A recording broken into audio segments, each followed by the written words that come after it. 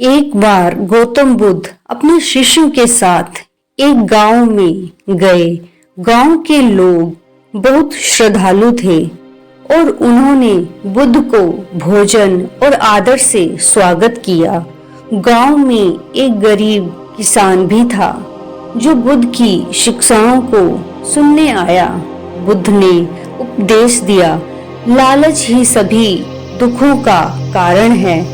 जो व्यक्ति अपनी आवश्यकताओं तक सीमित रहता है और अपनी इच्छाओं को नियंत्रित करता है, वह सच्चा सुख पा सकता है। उस किसान ने उनसे पूछा, गुरुदेव, क्या इसका मतलब है कि हमें अपनी जरूरतें पूरी करने का भी प्रयास नहीं करना चाहिए? बुद्ध मुस्कुराए और बोले, लालच की वजह से किसी के भी सुखी जीवन में अशांति पनप सकती है। ये एक ऐसी बुराई है जो सब कुछ बर्बाद कर सकती है। इससे बचना चाहिए। पुराने समय में किसी राजा का एक सेवक अपने जीवन में बहुत सुखी था। सेवक को राजा सोने की एक मुद्रा रोज देता था। वह बहुत ही ईमानदार था। इस वजह से राजा का प्रिय भी था। उसकी पत्नी भी बुद्धिमानी से घर चलाती थी। एक दिन महल से घर लौटते समय सेवक को एक यक्ष मिला। यक्ष ने उससे कहा कि मैं तुम्हारी ईमानदारी और मेहनत से बहुत खुश हूँ, इसलिए मैं तुम्हें सोने के सिक्कों से भरे 7 घड़े दे रहा हूँ। तुम जब अपने घर पहुँचोगे तो ये 7 घड़े तुम्हें अपने घर में मिल जाएंगे। ये सुनकर सेवक बहुत खुश हुआ। जब वह घर पहुंचा तो उसने पूरी बात अपनी पत्नी को बताई। दोनों ने अंदर कमरे में देखा तो वहां 7 घड़े रखे हुए थे। उनमें से 6 घड़े तो सोने के सिक्कों से पूरे भरे थे, लेकिन एक घड़ा थोड़ा सा खाली था। एक घड़ा खाली देखकर सेवक क्रोधित हो गया। वह तुरंत ही उस जगह पर गया जहां उसे यक्ष मिला था। सेवक ने यक्ष को पुकारा तो यक्ष वहां प्रकट हो गया। सेवक ने एक घड़ा खाली होने की बात कही तो यक्ष ने कहा कि वह घड़ा तुम भर लेना, वो थोड़ा सा ही खाली है। सेवक इस बात के लिए मान गया। अगले दिन सेवक का जीवन पूरी तरह बदल गया था। अब वह खाली घड़े को भरने के लिए चिंतित रहने लगा।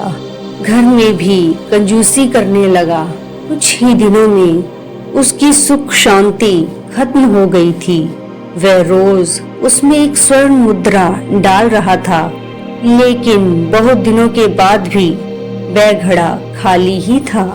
राजा ने सेवक के व्यवहार में परिवर्तन देखा तो वह समझ गए कि सेवक परेशान है। उसने सेवक से परेशानी की वजह पूछी तो सेवक ने पूरी बात बता दी। राजा ने कहा कि तुम अभी ही वो 7 घड़े उस यक्ष को वापस कर दो, क्योंकि 7वां घड़ा लालच का है, वह कभी नहीं भरेगा। लालच की वजह से ही तुम्हारा सुखी जीवन अशांत हो गया है। सेवक को राजा की बात समझ आ गई। उसने तुरंत ही 7 घड़े यक्ष को लौटा दिए। इसके बाद उसके जीवन में फिर से सुख शांति लौट आई। आगे बुद्ध उस किसान से कहते हैं, जरूरतें पूरी करना गलत नहीं है, लेकिन जरूरत से ज्यादा पाने की इच्छा ही दुख का कारण है। उन्होंने एक और उदाहरण देते हुए कहा, मान लो एक मछुआरे को दिन भर के भोजन के लिए 3 मछलियों की जरूरत है। अगर वह 7 मछलियां पकड़ता है तो वह लालच में आकर कुछ बेचने की कोशिश करेगा और यही लालच उसे और अधिक पाने की दौड़ में धकेल देगा। अंततः वह अपना सुकून खो देगा। फिर बुद्ध ने एक और महत्वपूर्ण बात कही, परिस्थितियां बदलती रहती हैं, हमें उनके अनुसार ढलना चाहिए। हालात अच्छे हों या बुरे, हमें हर परिस्थिति में खुद को ढाल लेने की कला सीखनी चाहिए। तब हमें संतुष्टि मिल सकती है। आगे बुद्ध कहते हैं, आओ तुम्हें एक कहानी के माध्यम से समझाता हूँ। पुराने समय में एक विद्वान संत के आश्रम में एक नया शिष्य आया। वह अपने जीवन में बहुत दुखी था। इस वजह से उसने संन्यास धारण करने का निश्चय किया। संत ने उसकी बात समझी और कहा कि तुम अब यहीं रहो और आश्रम में गाय की देखभाल करो, सुबह शाम दूध का सेवन करो। संत की बात सुनकर नया शिष्य खुश हो गया, क्योंकि उसे सुबह शाम ताजा दूध मिलेगा। व्यक्ति ने गाय की देखभाल शुरू कर दी। कुछ ही दिनों में वह तंदुरुस्त हो गया। उसने संत से कहा कि गुरुदेव, अब बहुत आनंद है। मैं गाय की देखभाल करता हूँ, दूध का सेवन करता हूँ, अब मैं खुश हूँ। गुरु ने कहा कि अच्छी बात है। कुछ दिन ऐसा ही चलता रहा। इसके बाद एक दिन गाय आश्रम से कहीं चली गई। बहुत खोजने के बाद भी शिष्य को गाय नहीं मिली। गाय न मिलने की वजह से वह शिष्य बहुत दुखी था। उसने अपने गुरु को इस बात की जानकारी दी। गुरु ने कहा कि ये भी अच्छी बात है।